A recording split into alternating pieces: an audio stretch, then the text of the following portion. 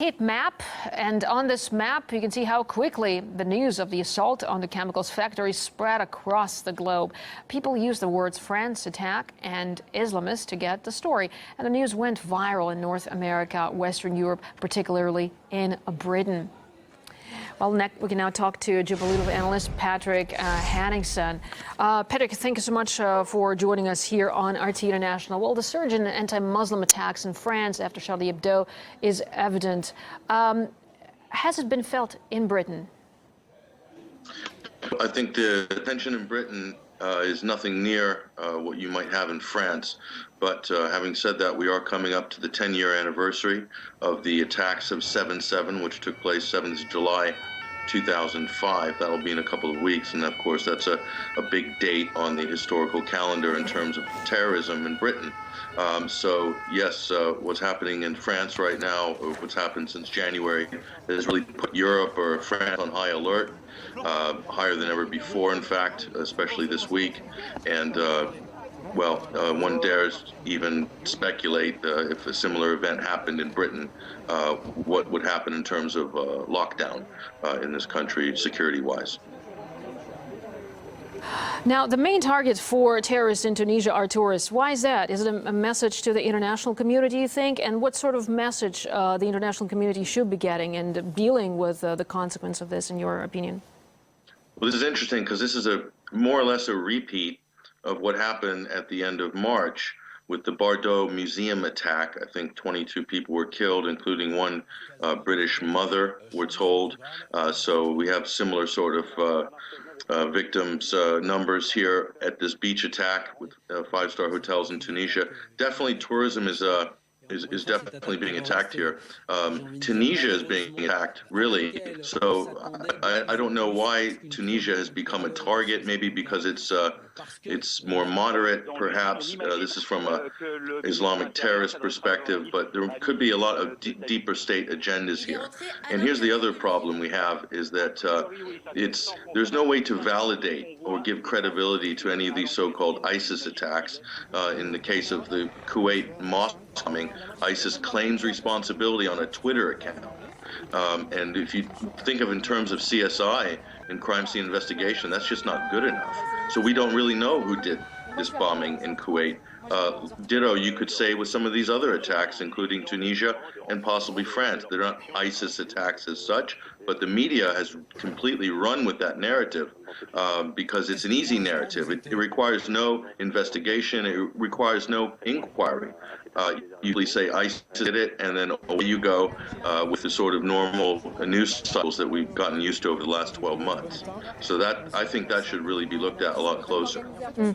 Well, what can we say now about the growing Islamophobia and the anti-Muslim sentiment in Europe? Because, on the one hand, what has been highlighted earlier by the analysts that I've spoken to today, that there's a huge divide there between different communities. Why is it that this divide is not being minimized? Or perhaps, something being done, or maybe not enough is being done. What is your perception of what needs to be done?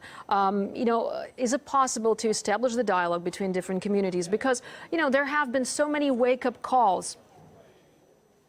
Sure. Well, just quickly, we should preface that in the Middle East itself, in that region, there's a concerted effort to create some sort of polarity between Sunni and Shiite Muslims, and that has been actively the case since 2003, since the U.S. invaded and occupied Iraq. Now in Europe, it's primed for division like never before. So we have this issue with immigration. This is also adding flames to this fire, but Christians versus Muslims, people who are indigenous to Europe versus Muslim immigrants, and France is at the front line of this particular trend. So, and it has been for a very, very long time. This is down to its ex-colonial legacies with regards to Algeria, Tunisia, and to a lesser degree Morocco. So this is something that has divided French society for a long time. There are certain people that capitalize off this division, and there's people who profit off this division, in fact. Some may argue that Charlie Hebdo magazine benefited from this sort of sectarian division. and sort of jingoism or racism or fear porn, whatever you want to call it. So there is a lot of people who are benefiting from this, not least of all the security state. And sort of the wider military-industrial complex is a great beneficiary of this type of division. So certainly, if communities are allowed to come together, I think they will, like there is dialogue in Britain with the Muslim community and the British Christian, so-called Christian community, and Jewish communities. And those dialogues, on the most part, are very successful. So I think when you take away some of these incidents that, to me, are very dubious, many of them, when communities actually come together and talk, people find that there is no differences. There isn't great fear there. A lot of this is spun up in the media, and it's used for geopolitical purposes globally. So I think we really need to take a much, much deeper look at what's behind these events, who is actually involved in these events, and acknowledge the fact that communities living in places like Britain, like France, are perfectly capable of coexisting together and thriving together. Right, Patrick, thanks so much for talking to us. Very much appreciated. Patrick Henningsen there, geopolitical analyst, talking to us, to our team, giving us his analysis and insight of what's happening. Well, meanwhile, at least 25 people have been killed in an explosion at a Shia mosque in Kuwait. All that happening today, where several others are believed missing and dozens have been wounded. Islamic State has claimed responsibility for the attack that took place during Friday prayers. Some analysts are linking this blast with the assaults in France and Tunisia. You're watching RT International. Let's now recap what we know so far about the attack on a chemicals factory near Lyon in France. And one suspect has been arrested after he drove a truck into the plant, causing an explosion. The body of a decapitated man was found at the scene. It's been confirmed the victim was brought to the location by the attacker, and French officials have called the assault an act of terror. An Islamic State flag was found at the site. We'll keep you updated. And in Tunisia, at least 27 people have been killed in a gun attack in the holiday resort of Sousse. Up to 20 people have also been injured.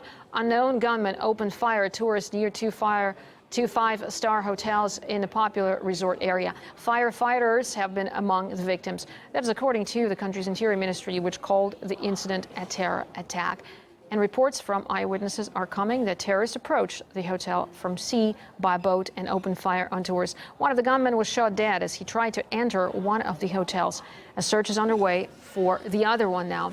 And earlier reports claimed that there had also been a blast at the hotel. Sousse is one of the most popular tourist destinations in Tunisia, which attracts up to 1.2 million visitors each year.